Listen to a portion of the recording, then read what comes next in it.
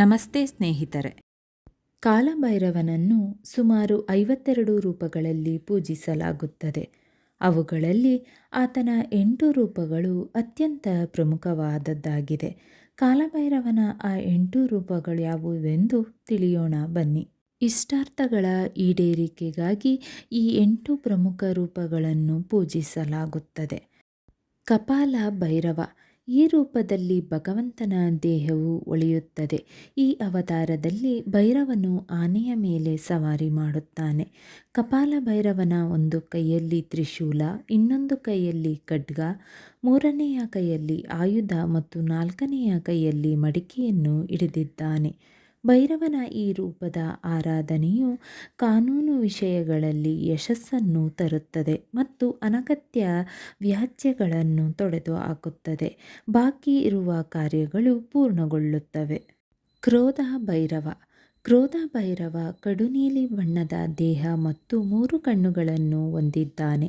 ಭಗವಂತನ ಈ ರೂಪದ ವಾಹನ ಗರುಡ ಮತ್ತು ಅವನನ್ನು ನೈಋತ್ಯ ದಿಕ್ಕಿನ ಅಧಿಪತಿ ಎಂದು ಪರಿಗಣಿಸಲಾಗುತ್ತದೆ.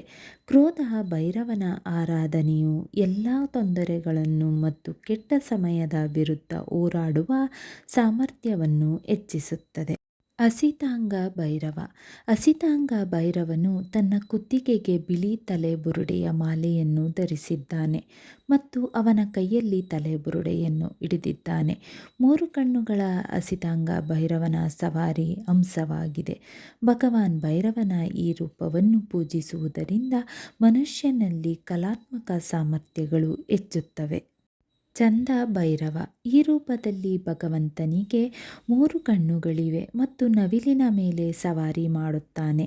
ಚಂದ ಭೈರವನು ಒಂದು ಕೈಯಲ್ಲಿ ಕತ್ತಿ ಮತ್ತು ಇನ್ನೊಂದು ಕೈಯಲ್ಲಿ ಒಂದು ಮಡಿಕೆ, ಮೂರನೆಯ ಕೈಯಲ್ಲಿ ಬಾಣ ಮತ್ತು ನಾಲ್ಕನೆಯ ಕೈಯಲ್ಲಿ ಬಿಲ್ಲು ಹಿಡಿದಿದ್ದಾನೆ. ಚಂದ ಭೈರವನನ್ನು ಪೂಜಿಸುವುದರಿಂದ ಶತ್ರುಗಳ ವಿರುದ್ಧ ಜಯ ಸಾಧಿಸಲಾಗುತ್ತದೆ. ಪ್ರತಿ ಕೆಟ್ಟ ಪರಿಸ್ಥಿತಿಯಲ್ಲೂ ನಿಮಗೆ ಹೋರಾಡುವ ಸಾಮರ್ಥ್ಯವನ್ನು ನೀಡುತ್ತದೆ. ಗುರು ಭೈರವ. ಗುರು ಭೈರವನು ತನ್ನ ಕೈಯಲ್ಲಿ ತಲೆಬುರುಡೆ, ಕೊಡಲಿ ಮತ್ತು ಖಡ್ಗವನ್ನು ಹಿಡಿದಿದ್ದಾನೆ.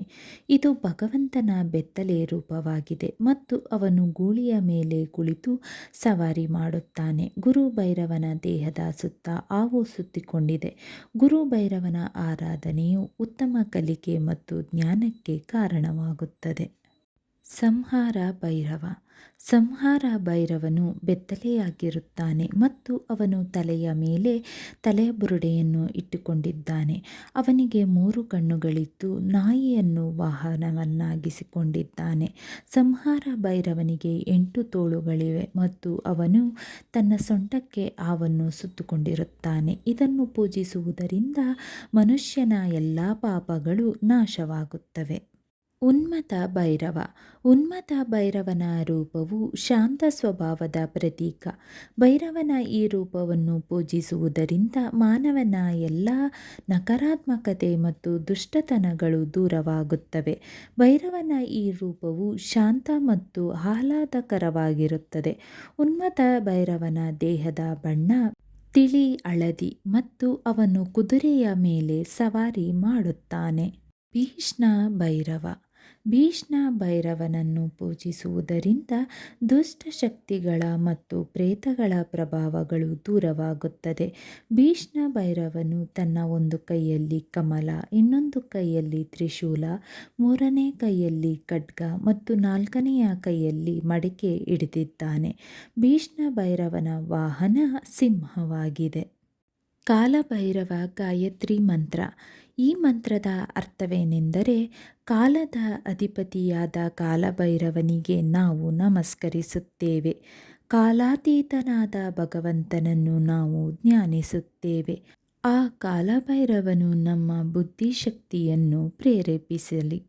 ಈ ಮಂತ್ರವನ್ನು ಪಠಿಸುವುದರಿಂದ ಆಗುವ ಪ್ರಯೋಜನಗಳೇನೆಂದರೆ, ಜೀವನದಲ್ಲಿನ ಭೀತಿ, ಆಪತ್ತುಗಳು ಮತ್ತು ಶತ್ರುಗಳ ಕಾಟವನ್ನು ತಡೆಯಲು ಈ ಮಂತ್ರ ಸಹಕಾರಿ. ಈ ಮಂತ್ರವನ್ನು ಪಠಿಸುವುದರಿಂದ ಆತ್ಮವಿಶ್ವಾಸ ಹೆಚ್ಚುತ್ತದೆ. ಈ ಮಂತ್ರಗಳನ್ನು ಪ್ರತಿದಿನ ಬೆಳಗ್ಗೆ ಅಥವಾ ಸಂಜೆ ಪಠಿಸುವುದು ಉತ್ತಮ. ಮಂತ್ರ ಈ ರೀತಿ ಇದೆ. ಓಂ कालकालाय विद्महे कालतीताय धीमहि तन्नो कालभैरव प्रचोदयात्। ॐ कालकालाय विद्महे कालतीताय धीमहि तन्नो कालभैरव प्रचोदयात्। ॐ कालकालाय विद्महे कालतीताय धीमहि तन्नो कालभैरव प्रचोदयात्। ॐ कालकालाय विद्महे कालतीताय धीमहि तन्नो कालभैरव प्रचोदयात्। ॐ कालकालाय विद्महे कालतीताय धीमहि तन्नो कालभैरव प्रचोदयात्। ॐ कालकालाय विद्महे कालतीताय धीमहि तन्नो कालभैरव प्रचोदयात्। ॐ